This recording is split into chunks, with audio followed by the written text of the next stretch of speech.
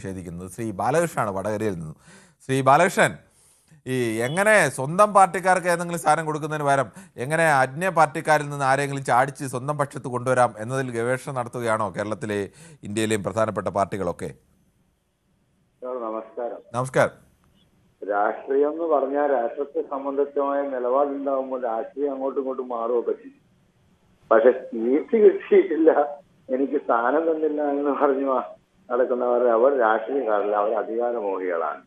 പിന്നെ ആര് ഈ അധികാരമോഹത്തിന്റെ പഴയകാല നേതാക്കന്മാരെ ഈ മഹത്വം എന്ന് പറഞ്ഞ ആരും നടക്കണ്ട. EMS നമ്പൂതിരിപ്പാട് കോൺഗ്രസ്സുകാരനായിരുന്നില്ലേ? കമ്മ്യൂണിസ്റ്റ് പാർട്ടി വളർന്നപ്പോൾ 2 സമ്മേളനത്തിലും അദ്ദേഹം പങ്കെടുത്തിട്ടുണ്ട്. എന്റെ അറിവ് ശരിയാണെങ്കിൽ കൽക്കത്തയിലും ബോംബെയിലും വെച്ച 2 സമ്മേളനം എവിടെയാണ് ജനങ്ങൾ കൂടുതലെന്ന് അവിടെ നോക്കിയല്ലേ EMS നമ്പൂതിരിപ്പാട് മാറിയത്. ശ്രീ ബാലകൃഷ്ണൻ, ഈ താങ്കൾ ഈ പല കാര്യങ്ങളും പറയുമ്പോൾ അതിന്റെ ഒരു ഭാഗവും അരികും മൂലയും വെച്ച് പറയരുത്. EMSനെ പോലെ ഒരു നേതാവ് കമ്മ്യൂണിസ്റ്റ് പാർട്ടി രൂപപ്പെടുത്തുന്നതിൽ ഏറ്റവും നിർണായകമായ പങ്കുവച്ച കമ്മ്യൂണിസ്റ്റ് ആശയങ്ങൾ, ഈ പാർട്ടി നാളെ അധികാരത്തിൽ വരും എന്ന് പറയുന്നത് കമ്മ്യൂണിസ്റ്റുകാരനായ ഒരാളുമല്ല. EMS കേരളത്തിൽ കമ്മ്യൂണിസ്റ്റ് ആശയങ്ങൾ നടപ്പാവണം, എല്ലാവർക്കും പാവപ്പെട്ട മനുഷ്യർക്കടക്കം വിമോചനം ഉണ്ടാവണം എന്നുള്ള ഒരു വലിയ സ്വപ്നം കണ്ട് ഈ പാർട്ടി കെട്ടിപ്പടുക്കാൻ ആ കാലത്ത് അധികാരം പോയിട്ട് ഒന്നും പ്രതീക്ഷിക്കാതെ നിന്ന് ഒരു നേതാവാണ്. അവരെയും ഈ കാലത്ത് പാർട്ടി ഏതെങ്കിലും MLA സ്ഥാനം കിട്ടാൻ വേണ്ടി അല്ലെങ്കിൽ MP സ്ഥാനം കിട്ടാൻ വേണ്ടി മന്ത്രിസ്ഥാനം കിട്ടാൻ വേണ്ടി പാർട്ടി ചാടുന്ന നേതാക്കളെ തമ്മിൽ നിന്ന് ഒരിക്കലും കമ്പയർ ചെയ്യരുത്. അത് ചരിത്രത്തോടൊക്കെ കാണിക്കുന്ന വലിയ നിഷേധമാണ്. ഞാൻ സാറിനോട് ചോദിക്കട്ടെ, അങ്ങനെയാണെങ്കിൽ അദ്ദേഹം എന്തിനാ 2 യോഗത്തിലും പങ്കെടുത്തത്? അദ്ദേഹം കോൺഗ്രസ്സുകാരനായിരുന്നു. ഈ രാജ്യത്തിന്റെ സ്വാതന്ത്ര്യത്തിന് വേണ്ടി പ്രവർത്തിക്കുന്നത് കോൺഗ്രസ് പാർട്ടി ആയിരുന്നു. അന്ന് കോൺഗ്രസ് പാർട്ടിയുടെ നേതൃത്വത്തിലാണ് ഇന്ത്യൻ സ്വാതന്ത്ര്യ സമരം നടന്നതും ഇന്ത്യൻ്റെ സ്വാതന്ത്ര്യ പോരാളികളും ദേശസ്നേഹികളും ഒക്കെ അന്ന് കോൺഗ്രസിലായിരുന്നു. ആ കോൺഗ്രസിനെ കൊണ്ട് ഇന്ത്യയിലെ പാവപ്പെട്ട ജനങ്ങളുടെ വിമോചനം സാധ്യമാകില്ല എന്ന് അദ്ദേഹത്തിന് ബോധ്യപ്പെട്ടപ്പോൾ അദ്ദേഹത്തിന് അക്കാര്യത്തിൽ ഏറ്റവും നല്ല ആശയം കമ്മ്യൂണിസ്റ്റ് ആശയമാണെന്ന് തിരിച്ചറിഞ്ഞ അദ്ദേഹം ഇന്ത്യയിൽ കമ്മ്യൂണിസ്റ്റ് പാർട്ടി രൂപീകരിക്കുന്നതിന് നേതൃത്വം കൊടുക്കുകയും ആ പാർട്ടി ഏറ്റവും അടിത്തട്ടിൽ നിന്ന് 5 or 6 പേരുണ്ടായിരുന്ന സ്ഥലത്ത് നിന്ന് കേരളത്തിൽ അധികാരത്തിലെത്തിക്കുന്നത് വരെ ആ പാർട്ടിയെ വളർത്തുകയും ചെയ്തൊരു നേതാവാണ്. അല്ലാതെ ഈ നാളെ അധികാരത്തിലേറാം എന്ന് കണ്ട് മുഖ്യമന്ത്രിയാകാം എന്ന് കണ്ട് കമ്മ്യൂണിസ്റ്റ് പാർട്ടിയിലേക്ക് വന്ന ആളല്ല EMS. താങ്കൾ അതാ പറഞ്ഞത്, ഓരോ ആളുകളെയും വിലയിരുത്തുമ്പോൾ അവരുടെ നിലവാരം വെച്ച് അവരുടെ അളവ് വെച്ച് വിലയിരുത്തണം. അല്ലാതെ ഇപ്പോഴത്തെ 4 നേതാക്കളെ കണ്ടുകൊണ്ട് EMS അതുപോലെ ആയിരുന്നു പറയാൻ കഴിയുമോ?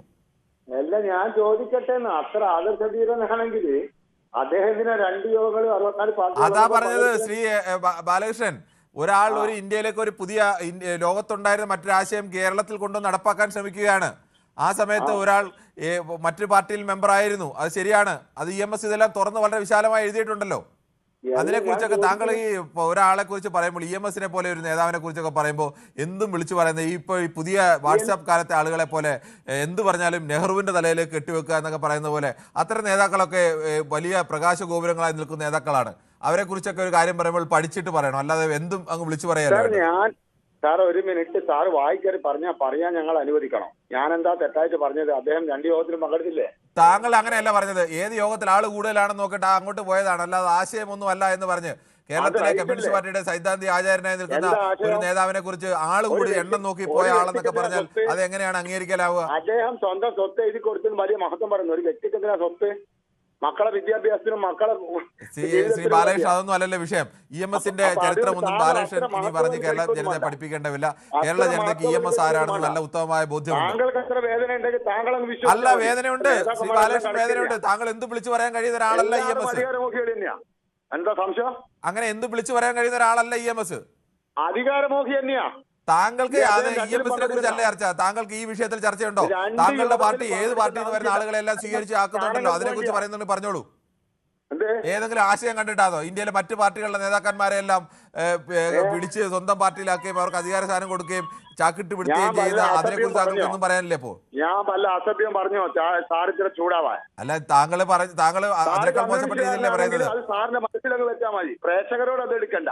പ്രേക്ഷകരോടല്ല, പ്രേക്ഷകർ മോശപ്പെട്ട രീതിയിൽ സംസാരിച്ചു കഴിഞ്ഞാൽ EMSനെ പോലെ നേതാവിനെ കുറിച്ച് മോശപ്പെട്ട രീതിയിൽ സംസാരിച്ചാൽ തിരിച്ചു മറുപടി പറയേണ്ടി വരും. എന്നോട് എടുക്കണ്ട. താങ്കൾ കമ്മ്യൂണിസ്റ്റുകാരനാണെങ്കിൽ താങ്കളുടെ ആരോടായാലും ഞാൻ പറഞ്ഞല്ലോ, താങ്കൾ സ്ഥിരമായി താങ്കളുടെ ശൈലി ഇതാണ്.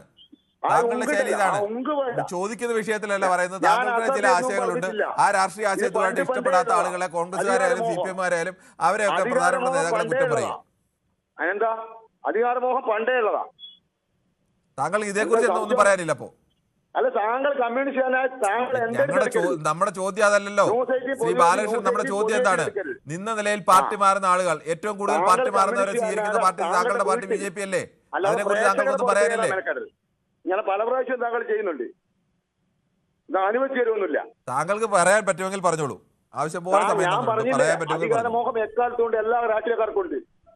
അതാണ് താങ്കൾ പറഞ്ഞോളൂ എന്ന് പറഞ്ഞത്. താങ്കൾക്ക് ഇത്തരം ചോദിച്ചില്ലേ പറയുമ്പോ ശരി, ഓക്കെ. എന്തായാലും താങ്കൾക്കൊന്നും പറയാനില്ല. താങ്കൾ ചൊറിയോ ചൊറിയാതിരിക്കുക എന്ത് വേണം ചെയ്യൂ ശ്രീ ബാലകൃഷ്ണൻ. നല്ലതാണ്. താങ്കളൊന്നും വിചാരിച്ചു കഴിഞ്ഞാൽ ഈ ചരിത്രമൊന്നും ഒരു സ്ഥലത്ത് നിന്നും മാറില്ല.